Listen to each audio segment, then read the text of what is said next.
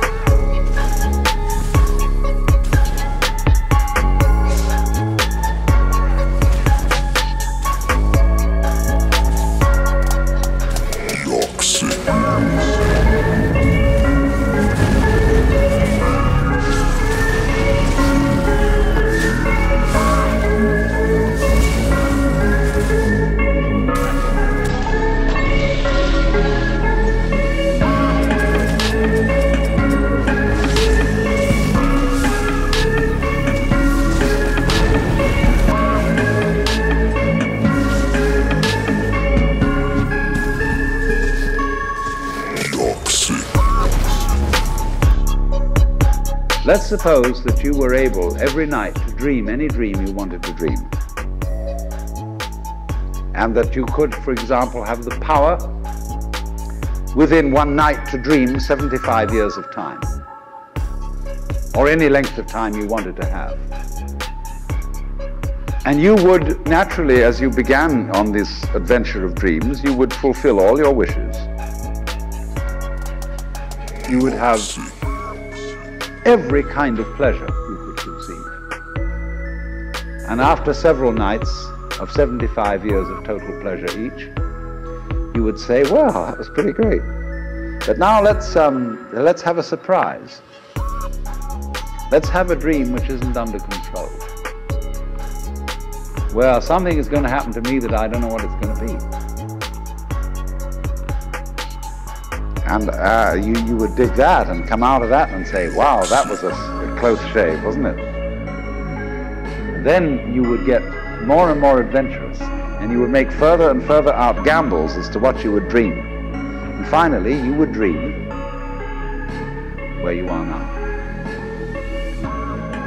You would dream the dream of living the life that you are actually living today.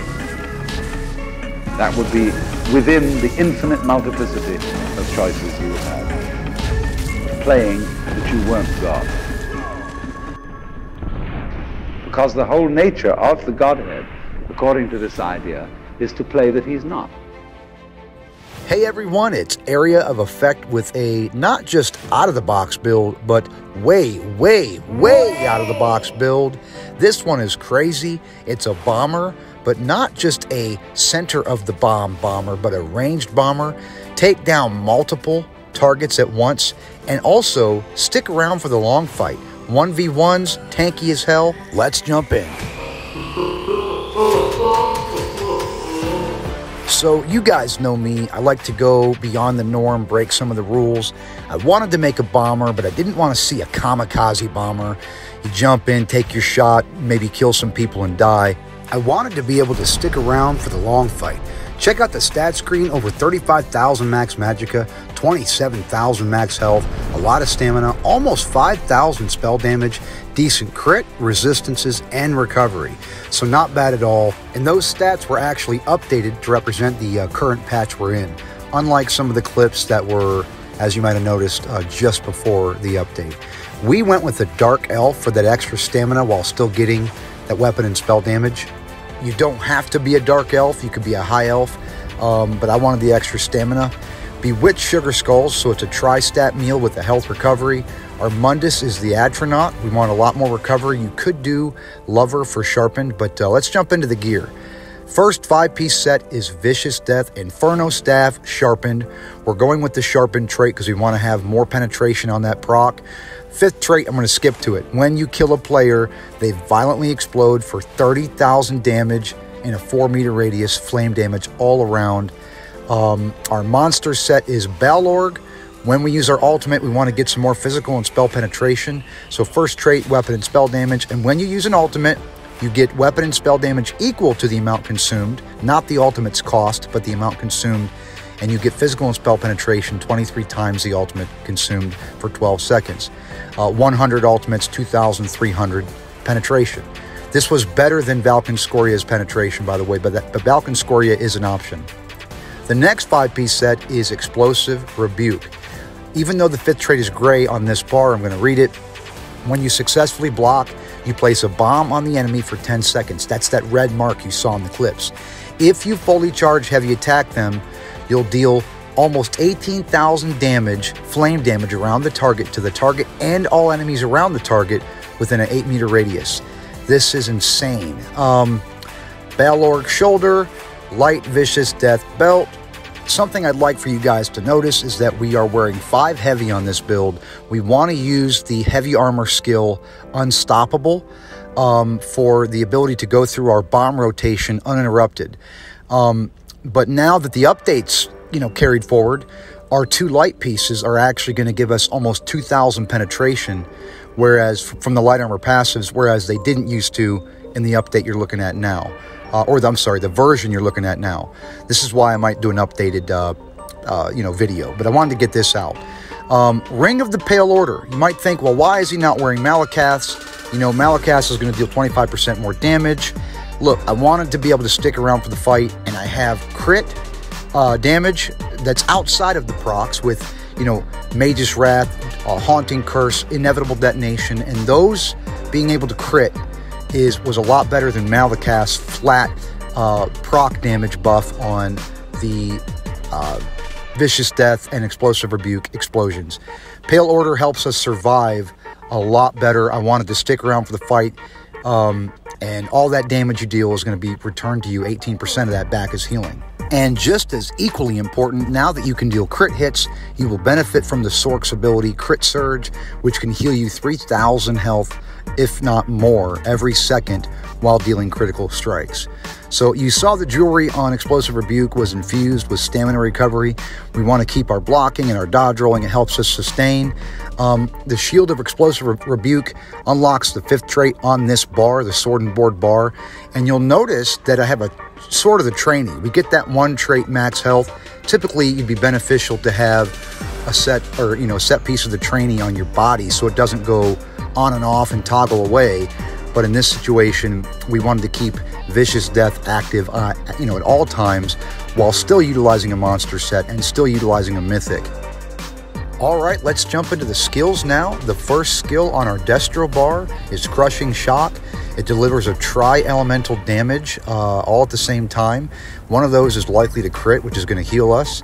It also interrupts the enemy. Inner Light is going to give us more magicka and more crit. Crystal Frags, obviously you got to have this. It's a no-brainer on a Sork build. You're going to proc this all the time while weaving light attacks with Crushing Shock. And when you proc that frag, it's going to cost less and deal a ton more damage. I don't know why I went backward on this clip to go back to Inner Light, but there's Inner Light. It's going to increase our max magicka by 5% and increase our crit chance. That's going to be great because we're going to be sitting on this bar pretty much. For the most part. Now you could go to Bound Aegis. It's going to give you more max magicka, 8%, and actually going to give you some physical and spell resistance with Minor Resolve, and a 2% weapon and spell damage passive because it's a Sork ability, but you're going to lose that extra crit. So I go with Inner Light on this bar. Crystal Frags again. Now, Mage's Wrath. This is basically a loaded up bomb. You cast it on an enemy, it's going to deal short, small damage up front, but it's loaded for 4 seconds. If it goes off, if they drop below 20% health, it'll go off for 11,000 base. That number could crit, and it will also deal splash damage to enemies around you. Inevitable Detonation. Usually it's proximity detonation where you are the eye of the bomb. That is not the case on this one. It is a 1 second cast time, but you can cast it 3 or 4 times in obviously 3 or 4 seconds. And what's going to happen is each individual enemy in a group is going to scale up each individual bomb. So as they go off, they're going to be basically augmented by each other. The ultimate on this bar is Shooting Star. It's a big burst of flame damage up front, deals damage over time, but it generates ultimate for enemies hit. This is great to line up with your bombs or your heavy attacks, but also passively as a Mage's Guild ability. It's going to increase our max magicka by 2% and our recovery by 2%, as well as Inner Light. So together they'll increase our max magicka by 4% and our magicka recovery by 4%. All right, let's take a look at the other skill bar, our Sword and Board bar. The first skill is Haunting Curse. This is also a bomb, a delayed bomb that goes off twice, once at the 3.5 second mark, and then again 8.5 seconds later. This is great to line up other attacks. And as a Daedric summoning ability, a Sork passive gives us 20% health and stamina recovery while this is slotted. Gotta have that. The next skill is Dark Conversion. It's going to heal us up front with some health, up front with some magicka, and then give us magicka over time, 2,400, which is basically 1,200 or 120 magicka a second, if it were to show up on the stat screen. Streak. This is irreplaceable. You gotta have this. While blocking, you can cast it. Helps you get around. You're using Unstoppable. We'll get to that in a minute. Or Immovable, sorry. So this is going to help us move despite being locked down on that. So despite all the tankiness, we're able to get around pretty quickly. Crit Surge. Gotta have this. Major Brutality, Major Sorcery, Weapon and Spell Damage buff. But like I said before, dealing critical damage heals you for 3,300 health every second. So with that and Ring of the Pale Order and Dark Exchange, we've got a lot of sustain and healing, in addition to some good resistance. So Crit Surge, gotta have that. If you use Malicast Band of Brutality, you would never get the healing from Crit Surge, which is why we go with Ring of the Pale Order. Unstoppable Brute, we have this in place of Boundless Storm, so we're still getting our Major Resolve and Major Ward, but we're getting basically immunity to knockback and disabling effects for 6 seconds. And this is great because now in the new CP tree, we actually have unlocked the Juggernaut passive, which is going to give us 10% reduced damage while on immunity. So we're going to be able to cast that and get our 10% mitigation on command. Spell Wall, this is the ultimate I actually use more even than Ice Comet. Sword and Board ultimate reflects all projectiles for 7 seconds, and when you cast it, it's 114 cost, but it's actually, if you have 150 or 200 ultimate built up, you're going to scale Balorg 200 points of scaling towards Balorg spell damage, weapon damage, and penetration. So that spell wall is going to allow us to almost kind of freely go into attack mode, go into our bomb rotation with no risk of being killed or interrupted. You can get interrupted, but anyway, it's just a great skill to kind of have like a table turner, be defensive while being offensive. Here is the Daedric protection skill I was talking about. That's a Daedric summoning passive. That's why we want to have, Haunting Curse on this bar. On the other bar, we're not using a shield ward. Usually I'll put like Empowered Ward or Hardened Ward. There wasn't room for it on this bar with what we've got going on, but you could slot the Storm Atronach. That's a Daedric summoning ability in place of your Ice Comet, and that's going to allow us to get that passive unlocked on this bar as well. So we'll never lose our 20% health recovery or our 20% stamina recovery, and you could still drop him in like a bomb, and then while he's out, he'll give you 8% max health as a passive for a Daedric summoning ability. And also, because he's a Sorc ability versus a Mage's Guild ability, you're going to get 2% more weapon and spell damage. But for now, we've got the shooting star slotted, and I'm going to go with that on this build as I'm presenting it. And like I said, as a result, you can see our current bonus for Max Magicka and Magicka Recovery is going to be 4% because of that and Inner Light. Now, I want to present to you guys some options here that I played with, and I played with extensively. And one of them is Elemental Ring. It's a Destruction Staff skill, and you could do it ranged, where you could just cast this into a group, and it has kind of a scaling factor where the more enemies around or in the range, the more damage it deals. So that's definitely an option. Of course, you will lose Mage's Wrath. If you wanted to not lose Mage's Wrath, you could slot it in front of, in place of Crystal Frags, but to me that's very consequential because nothing is stronger than a Crystal Frag proc, especially when you're on a 1v1. Another option is Volcanic Rune. So this can be thrown at a ranged distance, and after it arms, it's going to wait there. If somebody were to, now as I cancel it, I throw another one that cancels it. If they were to come into the area, that will go off and launch them into the air, as well as dealing a big burst of AoE damage. Now you could throw this at a group from far away, or if you're even in a 1v1 and they're on top of you, or just a group on top of you, you can throw it down on yourself and they're going to just pop up. They're going to be basically stunned and deal damage, and you could block cast this. So I did like it. Again, it's like there's not enough room on the skill bar for all of this stuff. You can pick and choose. What I'm presenting to you guys is what I feel was the best and easiest and most realistic, because to fit into a rotation, because you may have all these skills, but you can't use them all at the same time. You got to go through, and there's cast times, and there's rotations, and there's costs, and things are happening. I want to show you guys another option here, and actually I used this in one of the clips earlier in the video, a Restoration Staff and even Vampirism, which I didn't end up going with all the way.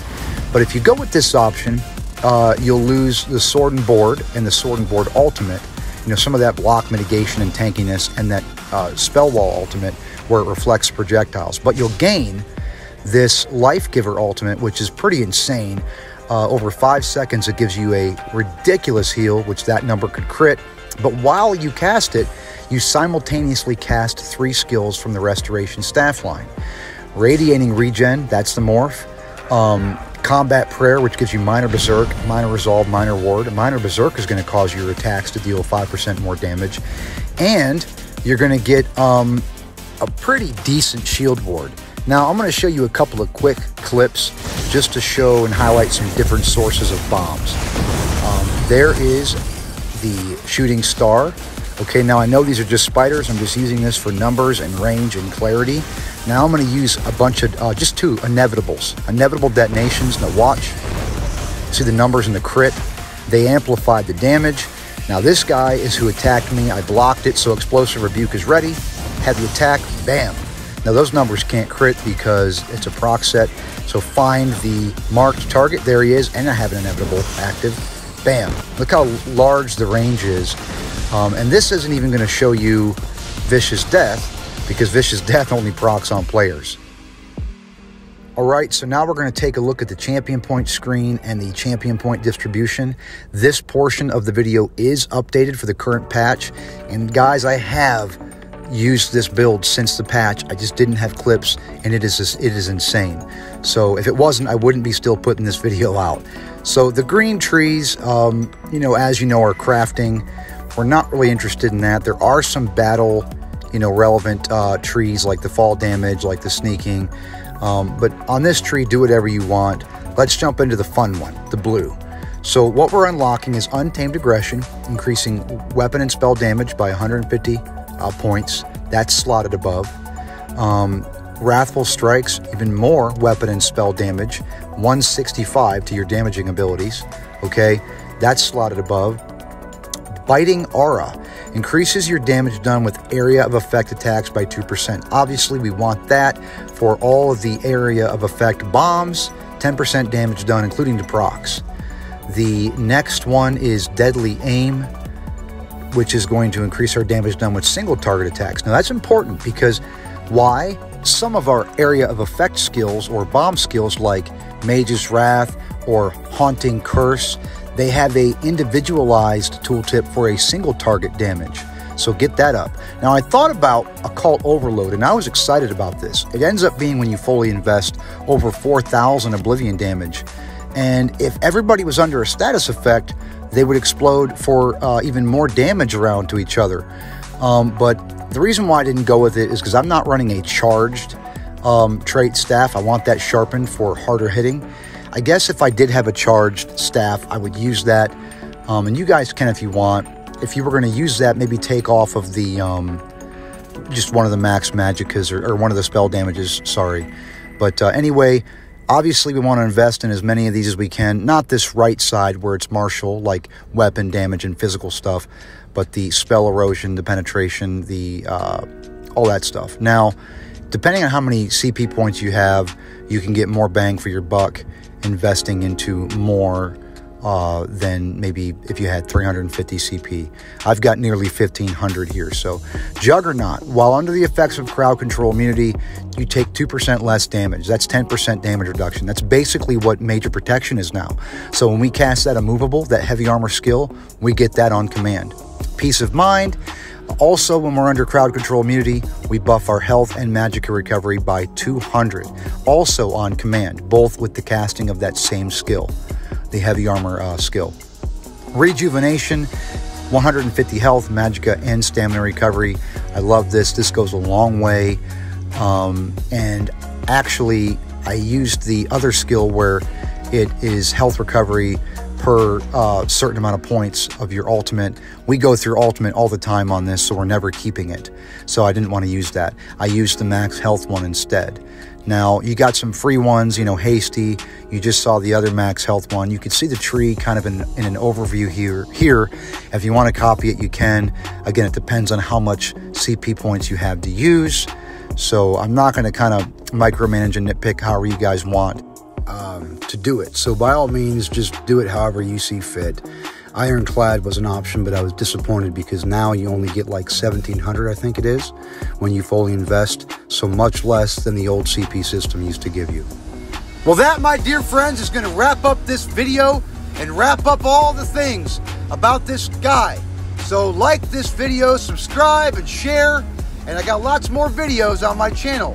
So turn to my channel and like it and share it and talk about it. I'm Area of Effect, and I've got so much energy because this guy is so good.